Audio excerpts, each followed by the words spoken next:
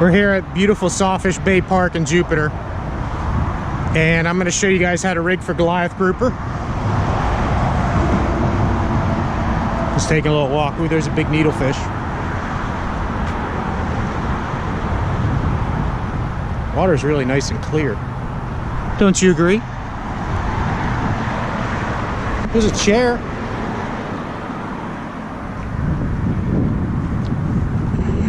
Lots of mullet, lots of nice silver mullet cruising around. Big needlefish. Oh, here comes a nice pot of mullet. They're just laying on the bottom, eating.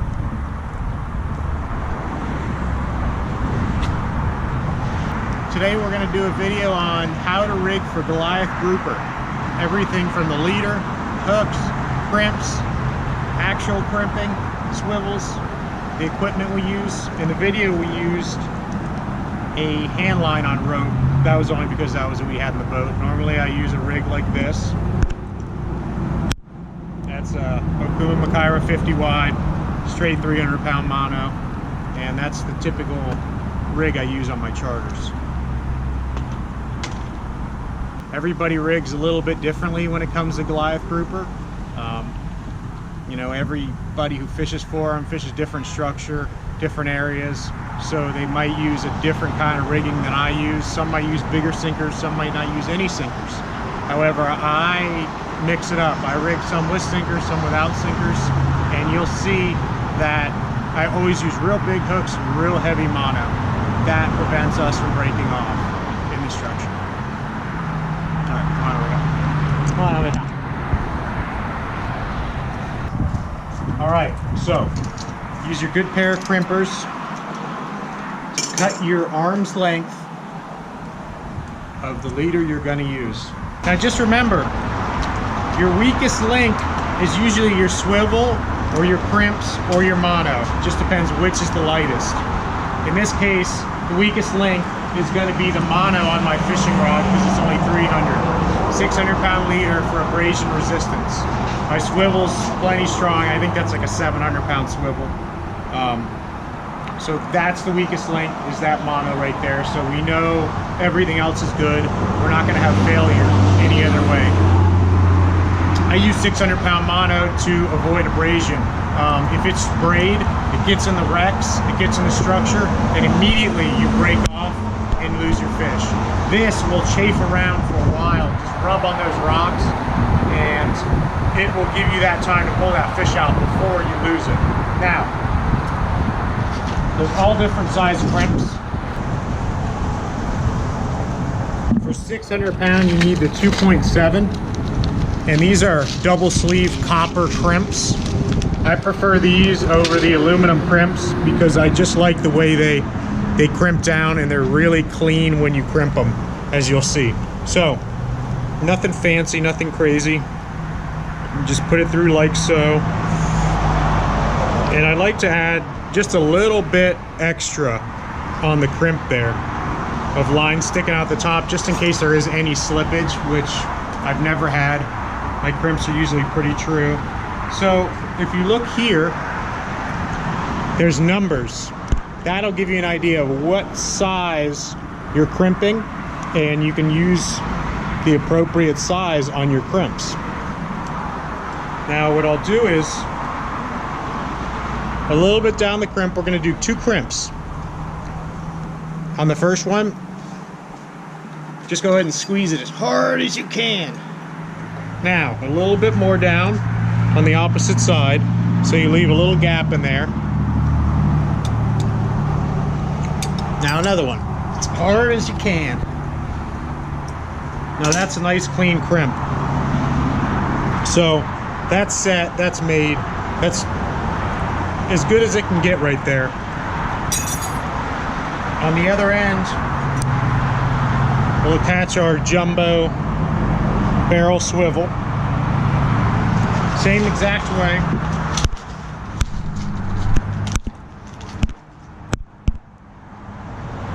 Same way. It's very simple. You just want to make sure you crimp these down really well.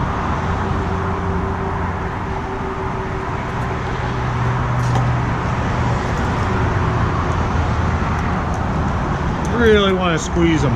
Don't worry about squeezing too hard. You can't ever squeeze too hard. You squeeze that down and your crimp is set. These ends can be really dangerous. If you got a fish on and you're trying to wire it without gloves, they'll tear you wide open. So I always use gloves. You'll see in my hands on my videos to come. This is made. See, it's about a little bit longer than 6 foot.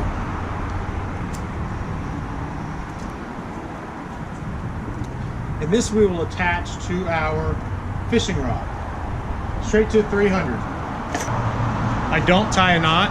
If you choose to use a knot, use a uni knot. It works the best on this super heavy line.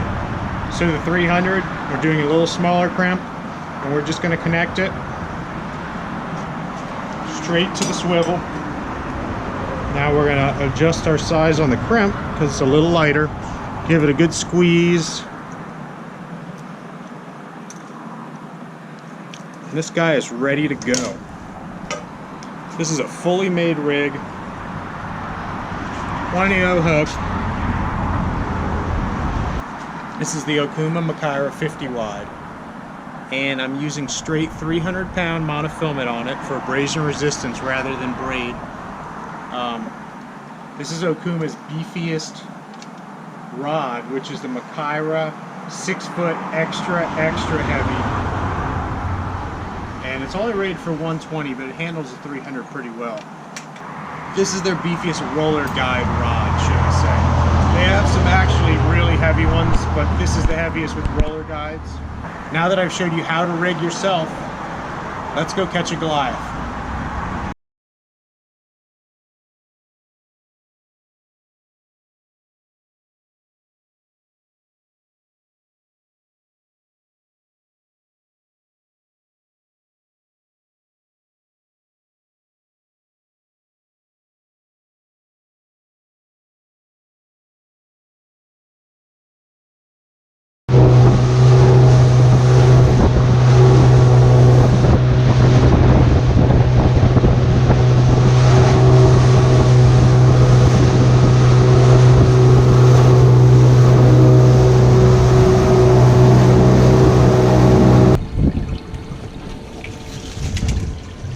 Alright, so we just saw the big Goliath under the boat. Now we're going to hook up this mackerel and use it for bait, and Matt's going to catch it on a hand line. So we got a 20-0 hook, some 600-pound test, and I got to tie this to the hand line, but that's going to be our rig right there. See that? That's what's going to get him. We're just going to throw that over the side, tie it in, and Matt's going to be on. So stay tuned for what's about to happen, because we're gonna get them. Giants. Giants? Giants.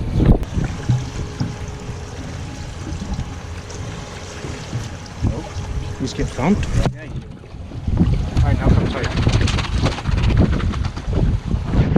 Get him back, get him.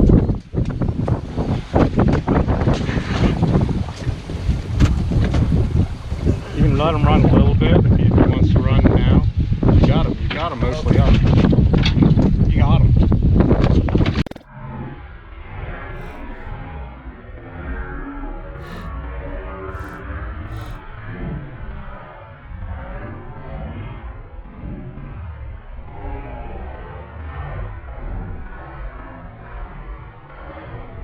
Run. Let him run, man. You yoked him. Yoked that thing, dude. That was too quick. Yeah, baby. I guess he was hungry, huh? Hungry.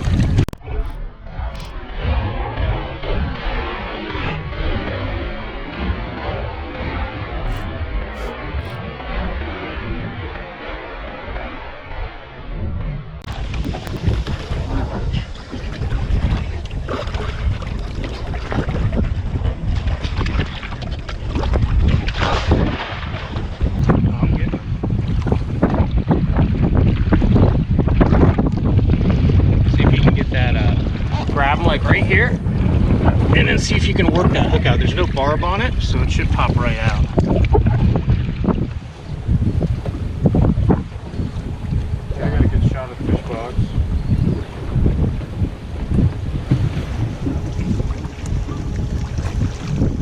let him go.